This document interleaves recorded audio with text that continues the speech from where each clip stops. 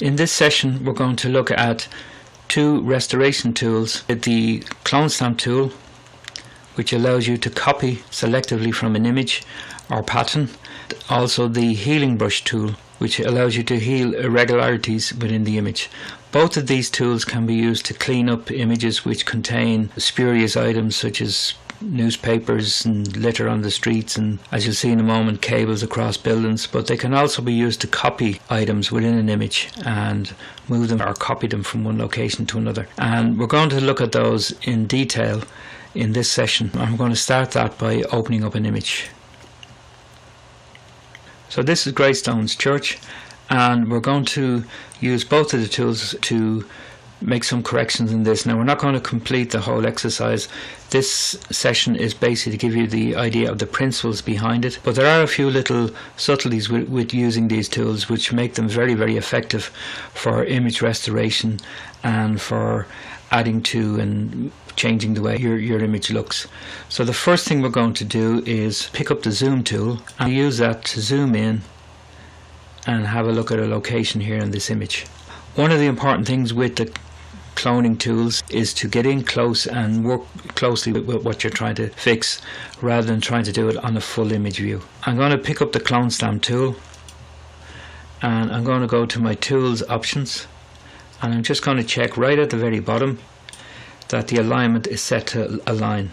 By default this can be set to none, but what alignment basically means is that the gap between the source that you're going to select and the destination where you're actually going to put that paint will always be the same distance. So whenever you let your mouse button go, it will continue on from where you left off and allow you to paint the whole item in stages. And you'll see that in action now in the moment. So in order to use the tool, both tools are classed as brushes, and when I move it onto the image you'll actually see that I have a brush symbol and I have a stamp, like a rubber stamp, attached to the mouse, and that's telling me I'm using the clone stamp tool.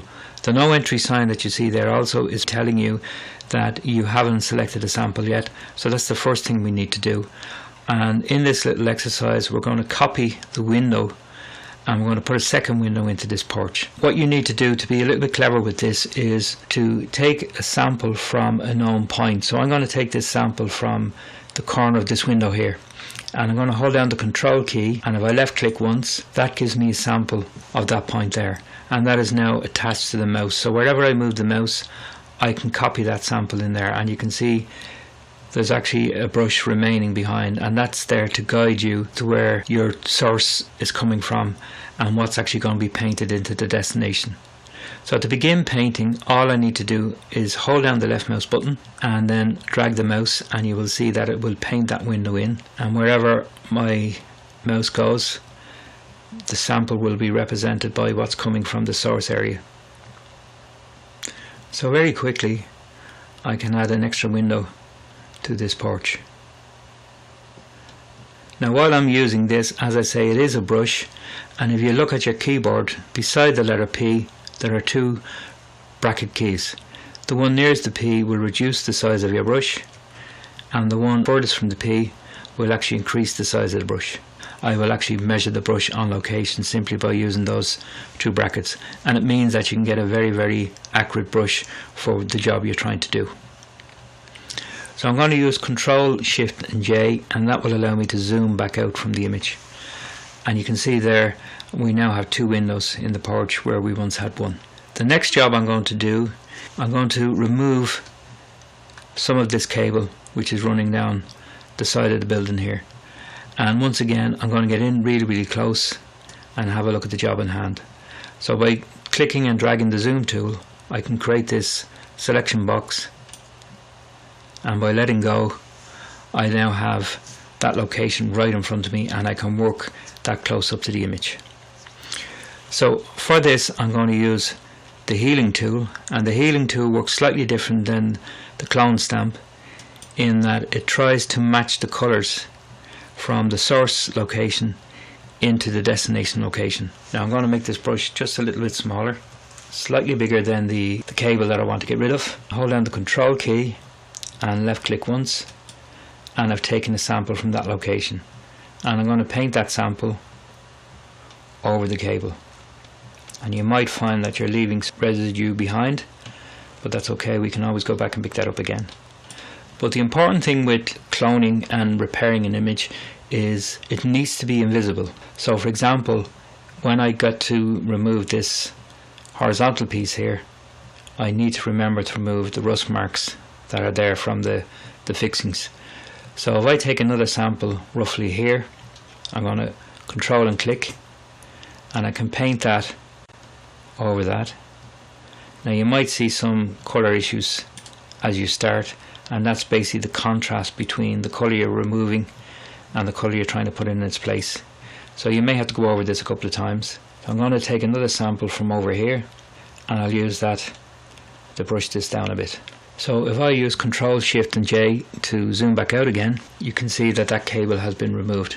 So I'm going to pick up the zoom tool, and I want to get in a little bit close to this area here. And what I'm going to do is I'm going to remove this piece of cable here, but I want to remove it in such a way that it doesn't look as if it was ever there. So we need to look at, there's a lot of complex things going on here. We've got the window frame across here, we've got the edge of the windowsill, we've got another edge here, we've got cable, we've got shadow, we've got all sorts of things going on. So I need to take up a reference point that I can use to copy into that area, and that will make that appear invisible. Part of the problem with cloning is that when I'm removing this cable, what should be behind it? So we need to find somewhere where we can actually work and bring that cable out of there and replace it with what should be there if the cable wasn't in place. So I'm going to go back to the stamp tool.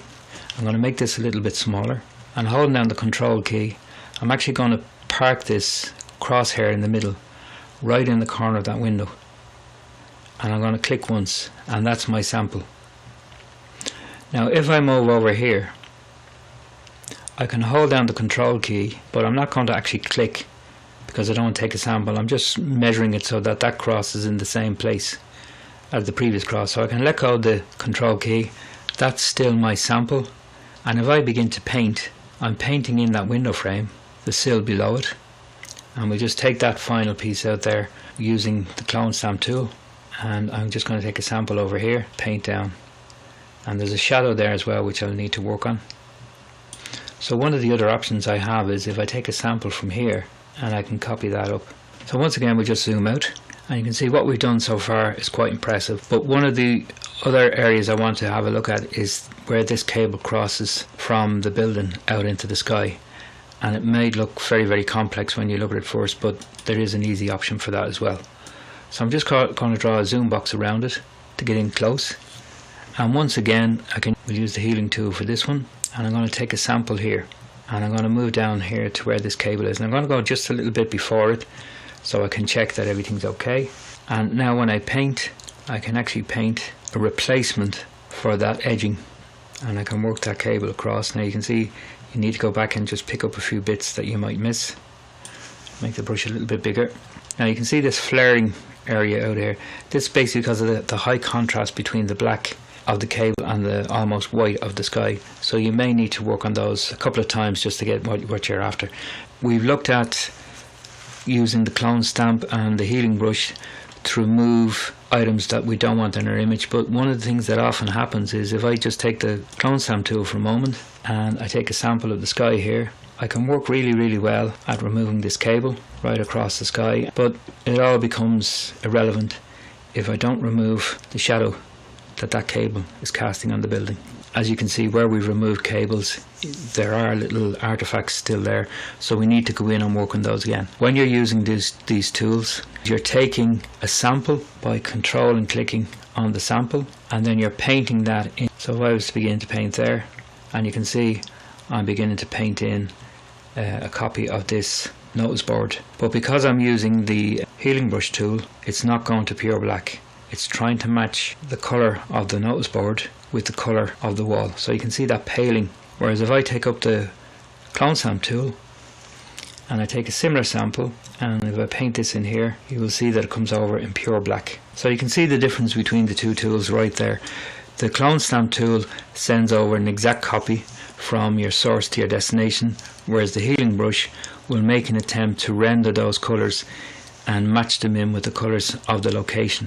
So it's a far handier tool for dealing with spots and blemishes across a long area where you've got colour changes. For example, where we have shadow and light across the building here, it would be very difficult to do that with the clone stamp tool because you'd be constantly changing to suit the different colours, whereas the healing brush will make an attempt to blend those colours in together. The secret behind these tools is work them carefully. You will not get the job done in one pass, but once the job is done, it should be invisible, and you can take an image such as this one, remove all the cables, tidy up any papers that might be lying around, add the extra extension as we did with another window, and completely change the image. If we go back even those small little adjustments we made, you can see the difference already. So like everything else within GIMP, you need to practice and understand what the tools are actually doing and how they're helping you. So there's a whole range of options available to you with these tools, and practice well and enjoy your work with clone and healing.